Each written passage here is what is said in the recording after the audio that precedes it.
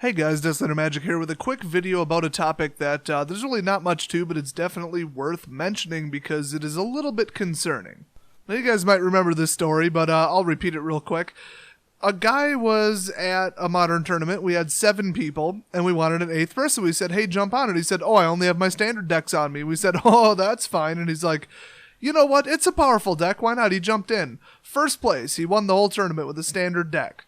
Now, that was during the whole fetch land catastrophe $900 standard deck Cons of Tarkir nonsense where, yeah, some of the standard decks were rivaling the power of a modern deck.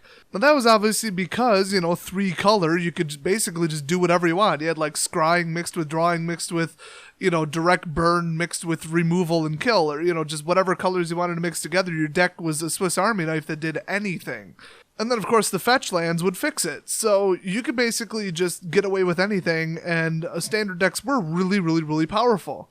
And it was annoying. It was really stupid and annoying to play standard back then, unfortunately, because your deck either had to cost a fortune, or a really, really, really good, solid secondary deck would just get crushed, utterly crushed by, like, Esper Control or, something like that.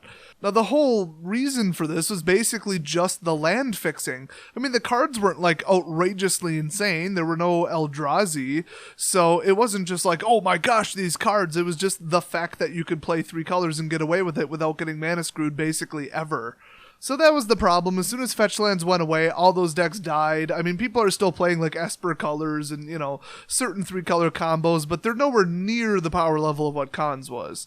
So yeah, that was just lands, no big deal. It was all just caused by one thing and kind of blew over. But now, Shadows over Innistrad and Eldritch Moon together are insanely powerful. I mean, people are throwing in 1 or 2 cards from Origins and 1 or 2 cards from Dragons, but that is it. I mean, nobody's doing the whole reveal a dragon from your hand thing anymore, at least that I'm seeing. The most powerful mechanics and most powerful individual creatures by far are from Shadows and Eldritch Moon. Now, it seems like the major deck archetypes like vampires, werewolves, humans, even spirits to a degree, definitely zombies, all of them got a huge, huge, huge upgrade with Eldritch Moon. Now, because of how this works, I like it from a deck building standpoint, but I have no idea how the prices are going to do. If this is going to be a successful set, value-wise, that'll actually make me money, because people will just pick up a couple cards, couple singles, and that's it, and upgrade their existing decks. They're not going to rebuild a whole new deck to use some kind of Eldritch Moon mechanic. Now, maybe they will. I mean, there's enough new mechanics that somebody might make, like, I don't know, an Escalate deck or probably an Emerge deck. That would be a lot more logical. So, maybe they will, maybe they won't. But if people just pick up, like, 2 new werewolves, throw them in, and that's it, the sales are going to suck because they're not going to buy the rest of the cards. Now, an Eldrazi Emerge deck, okay, I could see that. That would actually work. That'll cause people to buy quite a few of the new cards. So I think overall, I mean, it's such a good set. It's powerful. It's good to build with. It, can't do terribly like Fate Reforged. Although I have to mention, I did actually make a profit on Fate Reforged in the first week. Kind of fell off over time, but hey, there's some good cards in it. Maybe I should have said Journey to Nyx. Anyway, regardless of how Eldritch Moon actually does price-wise and popularity-wise, you bring the two together, Eldritch Moon and Shadows, and you've got some seriously powerful decks. Like, you've got some win on turn 4, 5, 6 decks. This isn't like, a soft logic deck where it's like, I've got 16 counter spells, a little bit of aggro, and some bounce back to hand. I'm going to kind of gradually win, and it's going to gradually do things. Not like, oh my gosh, turn 4 Emrakul's coming out, and kaboom, like kind of like a Splinter Twin kind of thing where it just goes off and just goes. It kind of reminds me of Eldrazi, where you get, like, Reality Smasher out, you've got, Thought-Knot Seer out super early, and you're just pounding the person, and it's acting exactly like the modern version of the deck. These Emerge creatures can come out really quickly with the discounts. There's all kinds of ramp left over from BFZ. You can dump lands onto the field like you wouldn't believe. There's color fixing, so it's set up to just make ultra, ultra powerful decks, and that is the problem. You guys know what the number one complaint about Yu-Gi-Oh! Is by now, right? I mean, besides reprints, you could say that, but the game itself is power creep. I'm looking at some cards that people are showing me, Yu-Gi-Oh! Players. I'm still not that familiar with the game, but people show me cards and I kind of get it, because I've seen the show, so I kind of know how the game at least is supposed to sort of operate. And they're showing me this single creature with like 4,000 power, and I'm just like, what the hell? And they said, yeah, back in the day when the show was out and the cards were, selling for the first couple editions, yeah, like a 1200, 800 creature like you saw in the show was actually considered kind of good if it had a nice ability. Now, people are just summoning stuff the size of Blue Eyes White Dragon just every day willy-nilly like it's nothing. So basically, from what I heard, every time they release a new set, just about, all the cards before it are just worthless because the new ones are so much more powerful. And that's how they get sales. I mean, yeah, it pisses people off and just people aren't happy. The old cards aren't worth a damn thing. But it is a way to sell cards because if you don't have the newest ones, you're not going to win. So I get it. It's kind of a dick move. It's a bad way to operate a game, but I get it. Now, Magic has not only not really done that, I mean, it's gradually gotten a little bit more complicated and stuff because, you look at like Homelands and whoop-de-doo, it wasn't really anything. A couple of the other earlier sets, I mean, they had a bunch of killer cards, but, that they mostly just fit in with modern cards and like combos. The games themselves were a lot more like, oh, I've got a 2/2, I swing with it. Cool. Not like, oh, hey, look at this, I brought out a 40/40 because my life total is 40 and that's its power and toughness. Woohoo! Or like the original Emrakul, 15/15, take an extra turn, like, holy crap. So a little bit of power creep, but they have said at Wizards that they do not want to let power creep happen. They actively try to design it so it's good, it's interesting, the set sells because it's fun to play, and then of course there's just booster draft where, it's block locked in at least. Sometimes even all the boosters are just from one set.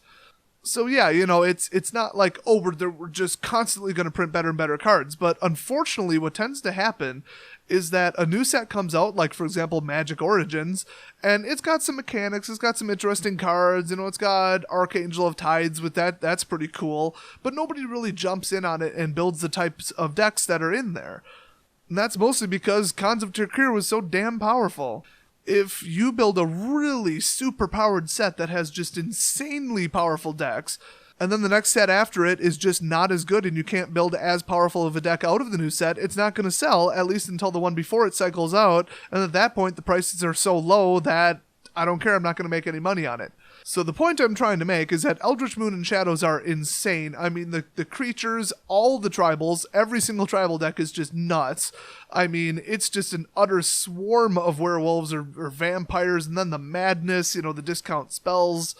Oh my gosh, even the level of card draw in black is just insane right now. Nothing can really compete with this, except for what the set is short on, and that's mass removal. I mean, you've got Languish, that's it. Flame Tentacles and the other 3 clones of it, they're not good enough. -2 is not good enough. I mean, people always watching is legal right now. -2 is just not good enough. It just isn't. Even Virulent Plague isn't good enough.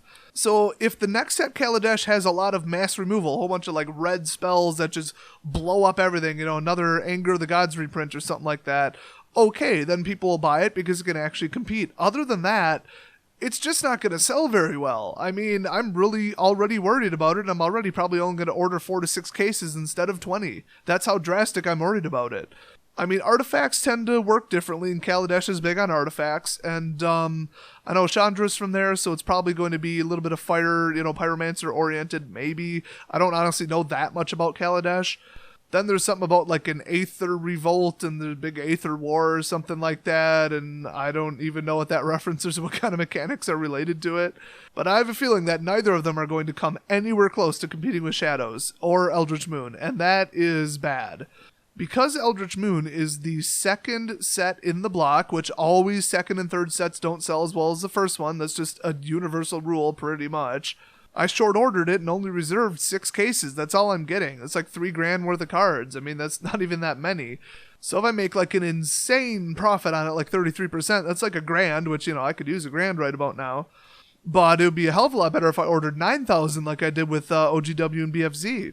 But I thought, hey, why risk it? It's a second set. How good could it possibly do? And then I saw some cards. I'm like, yeah, they're just adding to werewolves, adding to vampires. People are going to go onesie-twosie, and it's going to sell like crap.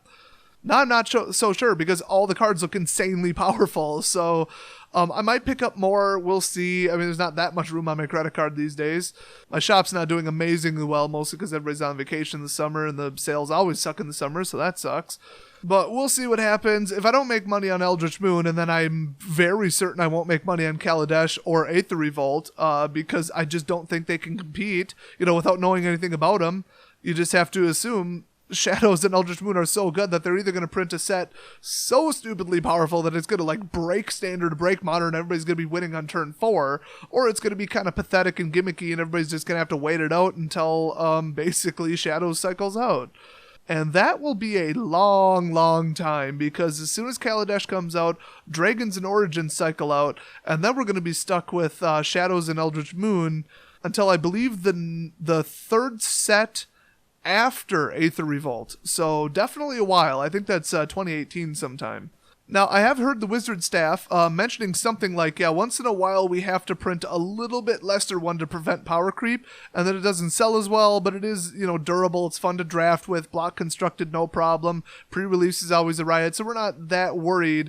It will take a little bit of a hit to our sales in order to not ruin the game, because, now, let's say 2020, the year 2020, they're printed like a 15/15 creature that you could summon for 3 or something, because it has to beat what's before it, and that had to beat what's before it, and that had to beat what's before it. So once in a while you got to get these crap dump sets like Origins, Journey to Nyx, and people just don't jump on them and they don't sell very well. So what do you guys think? Is Kaladesh going to just pale in comparison to the obscene power of Shadows over Innistrad and Eldritch Moon? And if so, like I said, I don't have that big of a problem with it. I mean, I might break even or lose a little bit. I'll reduce my order to lower my liability, or not the liability, the risk, I guess you could say. And I'll lower my level of risk at losing money if the set's just horrifically unpopular. And a lot of the modern cards were from Innistrad, so Innistrad is supposed to be a really powerful place. It's like if they go back to Phyrexia, those creatures are insane. That's just how it is. Kaladesh seems like someplace I'd go on vacation to. So you mix Innistrad, which is a big, creepy, scary Innistrad with giant, scary creatures and all that creepy, giant, creepy, haunted forest creatures they got going on and all that. You mix that with Eldrazi, which are notoriously insanely powerful. Yeah, this set should be powerful. It matches the lore, but still, Kaladesh might epically suck by comparison. I mean, keep in mind, Magic Origins was basically 1/5 Kaladesh anyway. So let me know what you guys think. Are you as worried as I am? Do you actually care? Are you happy about it because you can just build a Shadows and Eldritch Moon deck and then just keep playing it and just ignore Kaladesh, don't have to buy as much? Or do you think Kaladesh is going to be just amazing? It's going to be a whole bunch of artifact craziness and everybody's going to jump right on it because it'll be equal or slightly superior in power to Shadows and Eldritch Moon. Either way, I'm going to try to put it out of my mind for now and just focus on the pre-release and focus on Eldritch Moon. So I'll see you guys next video.